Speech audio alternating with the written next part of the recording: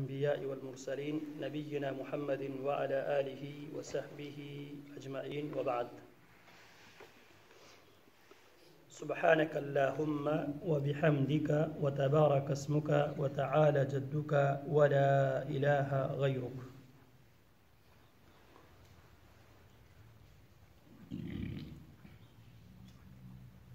تکبیر تحریمہ کے بعد تکبیر تحریمہ سے پہلے انسان اپنے پاؤں کو اپنے وجود کے برابر کھولنے کے بعد مکمل وجود کا رخ قبلے کی طرف کرنے کے بعد پھر دونوں ہاتھوں کو اس طرح اٹھا کر زیادہ سے زیادہ نبی علیہ السلام کے بارے میں آتے ہیں یرفع یدیہ حذو منکبیہ او شحمۃ اذنیہ.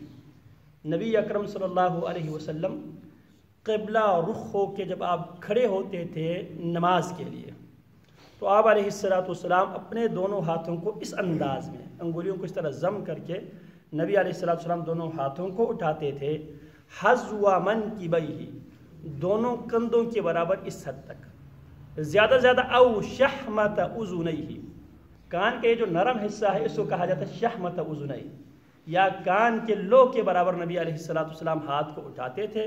اٹھاتے ہی آپ کیا فرماتے تھے؟ اللہ اکبر. اب سب سے بڑا کون ہے؟ میرا رب ہے. اب رب کی بڑائی کرتے وقت نہ میں نے کسی سے بات کرنی ہے, نہ میں نے کوئی ایسی حرکت کرنی ہے, نہ میں نے کوئی ایسا جملہ زبان سے ادا کرنا ہے جب تک میں السلام علیکم ورحمۃ اللہ نہ کہوں اس وقت تک میں نے کسی قسم کی کوئی حرکت, کسی قسم کی کوئی ایسی بات جو نماز کے عمل کے منافی ہو میں نے کوئی کام کرنا ہی نہیں ہے. اسی لیے اس تکبیر کو کہا جاتا ہے تکبیرۃ الاحرام. اس تکبیر کو اللہ اکبر کہنے کے بعد ہر قسم کی گفتگو اور ہر قسم کی حرکتیں, ہر قسم کا کام انسان پر حرام ہو جاتا ہے. اسی لیے نماز کی تعریف یہ بیان کیا گیا ہے تحریمھا التکبیر. نماز افعال مخصوصہ فی اوقات مخصوصہ تحریمھا التکبیر وتحلیلھا التسلیم. نماز کی تعریف یہ کیا گیا ہے افعال مخصوصہ, کچھ مخصوص کام, کچھ مخصوص حرکتیں, فی اوقات مخصوصہ مخصوص وقت میں, مخصوص ٹائم میں, ہر وقت نہیں, مخصوص حرکتیں, مخصوص اعمال, مخصوص اوقات میں. تحریمھا التکبیر. اس نماز میں داخل ہونے کے بعد دیگر تمام قسم کی مصروفیتیں حرام ہو جاتی ہیں جب انسان اللہ اکبر پڑھ لیتا ہے. وتحلیلھا التسلیم. پھر تمام قسم کی جائز کام, یہاں پہ حرام سے مراد ہر جائز کام اللہ اکبر کہنے کے بعد آدمی کے لیے حرام ہو جاتا ہے. وتحلیلھا التسلیم. جب السلام علیکم ورحمۃ اللہ, السلام علیکم ورحمۃ اللہ کہنے کے بعد پھر وہ جائز کام کاروبار کی صورت میں, کام کاج کی صورت میں وہ چیزیں پھر جائز ہوتی ہے جب السلام علیکم ورحمۃ اللہ کہنے کے بعد. تو نبی اکرم صلی اللہ علیہ وسلم پیر کو اپنے وجود کے برابر کھولنا اور مکمل پیر کا رخ پورا آپ کا پوری باڈی کا مکمل رخ قبلے کی طرف ہونا ضروری ہے. پھر ہاتھ کو نبی علیہ السلام اٹھاتے تھے حذو منکبیہ او شحمۃ اذنیہ. اور نبی علیہ السلام سے جو نماز ثابت ہے, آپ علیہ السلام نماز میں اپنی نگاہیں اس جگہ پہ آپ رکھتے تھے جہاں پہ آپ سجدہ کیا کرتے تھے. بعض لوگ دوران نماز بھی آگے پیچھے دائیں بائیں دیکھتے رہتے, یہ شرم درست نہیں ہے. یہ ہوا وجود کے اعتبار سے. پھر نبی علیہ السلام جو سنت ہے وہ بیان کرتا ہوں, جو چاہے عمل کرے جو چاہے نہ کرے, کیونکہ یہ اس منبر و محراب کی ذمہ داری ہے صحیح بات بیان کرے. پھر اس کے بعد یہ نماز ہے, نماز تکبیر تحریمہ سے لے کے السلام علیکم ورحمۃ اللہ تک اگر آپ تمام قسم کی مسلکی فروعی اختلافات کو آپ سائڈ پہ رکھیں تو نماز یہ ہے کہ انسان اپنے مطالبات کو منوانے کا مختلف قسم کی شکلیں ہیں.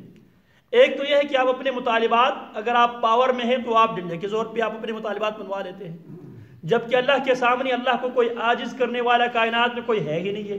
ان اللہ لا يعجزه شيء في الارض ولا في السماء. اللہ کو عاجز کرنے والا آسمانوں اور زمینوں میں کوئی ہے ہی نہیں ہے۔ تو لہٰذا انسان مطالبات منواتے ہیں یا کمزور آدمی سے یا طاقتور سے۔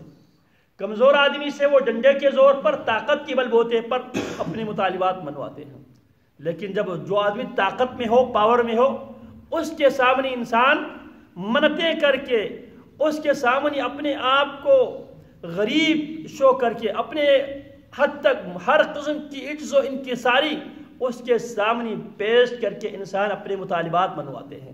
اب نماز کی تکبیر تحریمہ سے لے کے، قیام سے لے کے، رکوع اور سجدے سے لے کے، تشہد سے لے کے سلام تک، یہ مختلف قسم کی شکلیں ہیں جس میں انسان عجز و انکساری کے مختلف شکلیں اختیار کر کے اپنے اللہ سے اپنی بات بنوانے کی کوشش کرتا ہے۔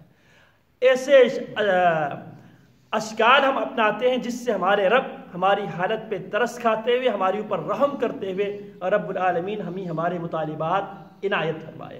وہ مطالبات ہم کیا رکھتے ہیں؟ اہدنا الصراط المستقیم صراط الذین انعمت علیہم۔ دنیا کے اعتبار سے بھی، صحت کے اعتبار سے بھی، تعلیم و تربیت کے اعتبار سے بھی، مال و متاع کے اعتبار سے بھی، اولاد کے اعتبار سے بھی، زندگی کے اعتبار سے بھی اللہ مجھے ہدایت چاہیے۔ تو یہ شکل اختیار کرنے کے بعد اللہ اکبر، پھر نبی علیہ السلام ہاتھ رکھتے تھے سینے پہ۔ سینے پہ ہاتھ رکھنا ہر دور میں عجز و انکساری کی ہی علامت ہے۔ سینے پہ ہاتھ، انسان اپنے سے بڑے ہیں، اس کو ملنے کے بعد آپ نے دیکھا ہوگا کوئی سیاسی کوئی لیڈر آتا ہے تو اس کے جو ماننے والے اس کو ہاتھ ملا کر اس طرح جھکتے ہیں، اور یہ جھکنا کیا ہے؟ اس کے تعظیم، اس کی عزت کے لیے۔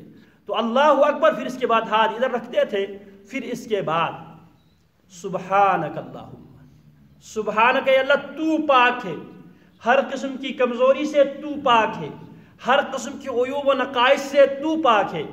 انسان اس آدمی کے پاس بھیک مانگنے کے لیے جاتا ہے جو اس کمزوری سے پاک ہو جس کمزوری میں آپ مبتلا ہے۔ انسان مال لینے کے لیے، دولت لینے کے لیے اس آدمی کے پاس جائے گا، مالدار کے پاس جائے گا، دولت مند کے پاس جائے گا جو غربت کی کمزوری سے کیا ہو؟ پاک ہو۔ انسان صحت لینے کے لیے اس آدمی کے پاس جائے گا جو صحت کے تمام اسباب کے بارے میں علم رکھتا ہو۔ سبحانک اے اللہ تو پاک ہے، ہر قسم کی کمزوریوں سے تو پاک ہے، ہر قسم کے نقص سے تو پاک ہے۔ سبحانک اے اللہ تو پاک ہے، وبحمدک اے اللہ تیری تعریفیں بھی پاک ہے ہر قسم کی کمزوری سے۔ وتبارک اسمک اللہ تیرا نام بابرکت ہے، اللہ میں برکت کے حصول کے لیے تیرے در پہ آیا ہوں۔ اللہ مجھے زندگی میں برکت چاہیے، اللہ مجھے اولاد میں برکت چاہیے، اللہ مجھے صحت میں برکت چاہیے، اللہ مجھے میرے مال و دولت میں برکت چاہیے۔ وتبارک اسمک اللہ تیرا نام بابرکت ہے، تو بابرکت ہے، اللہ تیرے بابرکت نام لے کر تیرے پاس حصول برکت کے لیے اللہ میں حاضری دینے کے لیے آیا ہوں۔ وتعالی جدک اللہ تیری ذات بہت بلند ہے، مجھے اگر دے تو تیرے خزانے میں کوئی کمی واقعی نہیں ہو سکتا۔ وتعالی اور بہت بلند ہے جدک تیری ذات، ولا الہ اللہ نہیں ہے کوئی معبود غیرک تیرے سوا، اللہ نہیں ہے کوئی دینے والا تیرے سوا ہے ہی نہیں ہے۔ نہ اولاد دینے پر کوئی قادر ہے، نہ مال و دولت دینے پر کوئی قادر ہے، نہ صحت دینے پر کوئی قادر ہے۔ ولا الہ نہیں ہے کوئی الہ غیرک تیرے علاوہ، اللہ میں پریشان ہوں، پریشانی کی عالم میں تیرے پاس آیا ہوں، میری پریشانی کا حل تیرے علاوہ کسی اور کے پاس ہے ہی نہیں ہے۔ ولا الہ اور نہیں ہے کوئی الہ غیرک تیرے علاوہ۔ اسی لیے نبی علیہ السلام پر جب بھی کوئی پریشانی آتی تھی، صحابی بیان کرتے اذا فزعه امر، نبی علیہ السلام پر جب بھی کوئی پریشانی آتی تھی تو نبی علیہ السلام کیا کیا کرتے تھے؟ جلدی جلدی آپ نماز پڑھا کرتے تھے، اور آپ علیہ السلام فرماتے حبب الی من دنیاکم ثلاث المرأة والنساء وجعل قرة عینی فی الصلاة۔ آپ فرماتے ہیں تمہاری دنیا میں سے تین چیزیں رب نے میرے نزدیک محبوب بنا دیا ہے، الطیب والنساء خوشبو اور بیویاں، وجعل قرة عینی فی الصلاة اور اللہ رب العالمین نے میری آنکھوں کی ٹھنڈک نماز میں رکھا ہے۔ تو نبی اکرم صلی اللہ علیہ وسلم پر اذا فزعه امر اذا حزبه امر فزع الى الصلاة، اذا حزبه امر فزع الى الصلاة، جب بھی آپ پر مشکل آتے تھے تو آپ علیہ السلام جلدی نماز پڑھا کرتے تھے. کیونکہ اللہ کا حکم یہ تھا وَاسْتَعِينُوا بِالصَّبْرِ وَالصَّلَاةِ. مسلمانوں اللہ کی مدد لے لو, اللہ سے مدد حاصل کرو نماز کے ذریعے اور صبر کر کے, صبر کرتے ہوئے اور نماز پڑھ کے رب العالمین سے مدد مانگو. تو نبی اکرم صلی اللہ علیہ وسلم جب بھی کوئی مشکلات پیش آتے تو نبی علیہ السلام نماز پڑھنے کے لیے جلدی کیا کرتے تھے. تو سبحانکا, اے اللہ تو پاک ہے. عموماً یہ دعا ہم میں سے ہر آدمی پڑھتے ہیں. سبحانکا, اے اللہ صرف تیری ذات پاک ہے ہر قسم کی عیوب و نقائص سے. دینے کے اعتبار سے صرف تو ہی دینے والا داتا ہے, تیرے علاوہ کوئی داتا ہے ہی نہیں. وَبِحَمْدِكَ, اللہ صرف تیری تعریفیں پاک ہے. باقی جتنے بھی انسانوں کی جو تعریفیں انسان کرتے ہیں پاک نہیں ہے, کیونکہ انسان کو وہ قابلیت دینے والا تو ہے. وَتَبَارَكَ اسْمُكَ, اللہ سبحان سے میں کیوں شروع کر رہا ہوں, کیونکہ تیرا نام بابرکت ہے. اللہ مجھے اولاد میں برکت کی ضرورت ہے, دولت میں برکت کی ضرورت ہے, صحت میں برکت کی ضرورت ہے, زندگی میں برکت کی ضرورت ہے. اللہ وَتَبَارَكَ اسْمُكَ, اللہ ان برکتوں کو حاصل کرنے کے لیے میں تیرے بابرکت نام سے تیری نماز میں گفتگو کا آغاز کرتا ہوں. وَتَعَالَى جَدُّكَ, اللہ تمام قسم کی کمزوریوں سے اللہ تیری ذات بہت بلند و بالا ہے, ہر چیز تیرے پر تو قادر ہے. وَلَا إِلَهَ غَيْرُكَ, اللہ تیرے علاوہ میرے مطالبات کو مجھ تک پہنچانے والا نہیں ہے تیرے علاوہ, لہٰذا اللہ تیرے در پہ یہ سوال لے کر آیا ہوں.